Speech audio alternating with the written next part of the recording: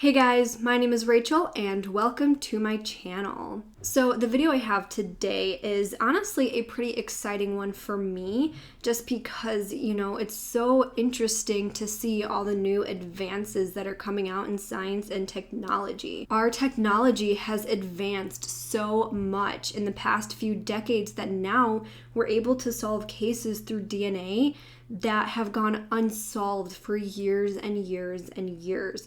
And just hearing about all these different cases that are now being solved after being cold cases for, decades is just absolutely so cool. So with all of that being said, today we're going to be talking about the murders of Janice Pietropola and Lynn Seethaler. These murders went unsolved for 46 years until just recently when police now have a new suspect. Janice Pietropola and Lynn Seethaler were 19-year-old best friends who graduated from Penn Hills High School in Pennsylvania in 1972. These girls were described as gentle, kind, and smart. They had big aspirations for themselves. They planned on going to college and furthering their education and just making a name for themselves in the world. They had just graduated high school and had just started their first full-time jobs after graduating. Janice worked as an editorial assistant for a financial magazine and Lynn worked as a secretary. However, in the summer of 1973, their lives were cut short by a man who brutally murdered the both of them while they were just trying to enjoy their vacation at the Virginia beach. Janice and Lynn were staying in separate rooms at a seaside cottage at the Ferris Motel on 10th Street and Atlantic Avenue. They had been spending some time at the Virginia beach for about 5 days and they were set to go home on June 30th, 1973. However, when they didn't show up to their noon checkout, a hotel employee went to check on the girls and discovered their brutally murdered bodies in their rooms. Janice had been sexually assaulted, strangled, and shot 3 times in the right side of her head with a .22 caliber gun. Lynn had been shot twice in the right side of the face and strangled, but she also had her neck slashed with a broken wine bottle. This scene was absolutely horrific. These girls suffered the most brutal deaths. When police showed up on the scene, they thought that the killer broke in through the window since the window screen had been removed, but they weren't sure if the killer had been there in their rooms waiting for them beforehand or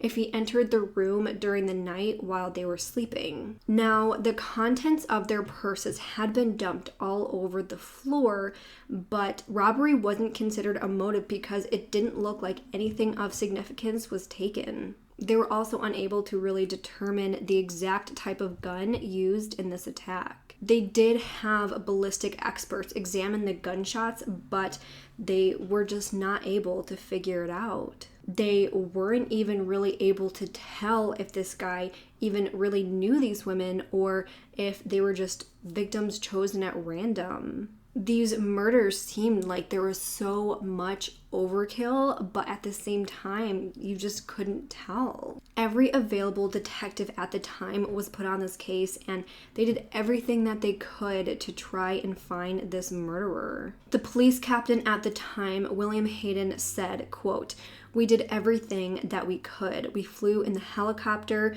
we searched rooftops, and we climbed in manholes." They conducted hundreds of interviews and just ruled out everyone possible. They worked diligently with other police stations, but nothing of significance was ever found. Now, they did discover that these women had gone out on a few different dates with a few different men during their time at the Virginia beach, and some of these men came back to their rooms for beers. However, these men were questioned by police and they were cleared. They had also set their sights on another man who had been a suspect in the rape and shooting case in Norfolk, Virginia a week before the murders, but again, they couldn't really come up with anything. After years of exhaustive search measures, following up on leads, using the technology available at the time, they were never able to positively come up with a suspect.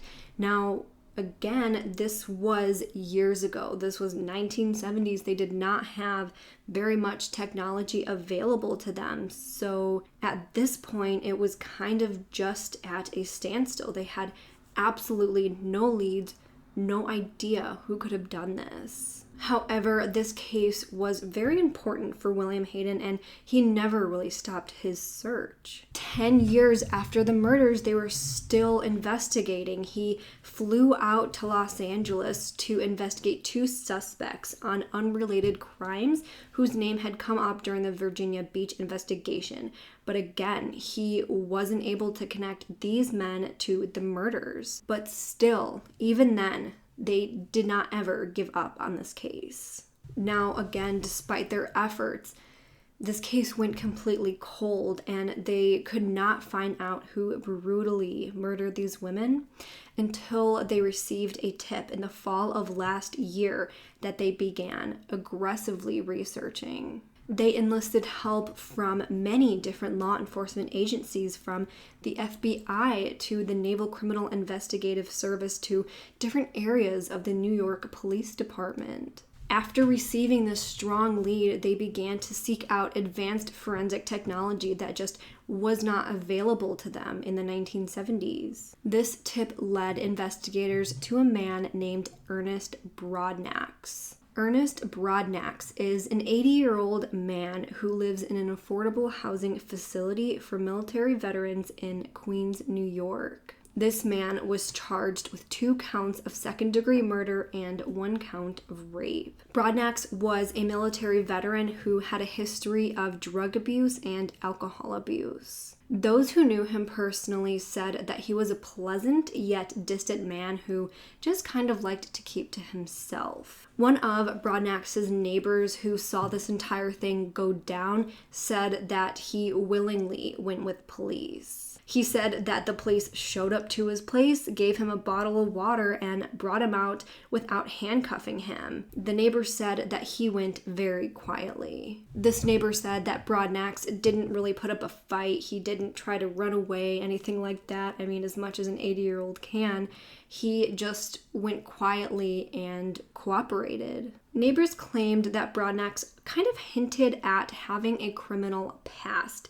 He admitted to a neighbor that he hurt someone years ago, but he didn't really give any other details. After taking him in, detectives found more forensic evidence in his place. He is currently being held in New York and is awaiting extradition to Virginia.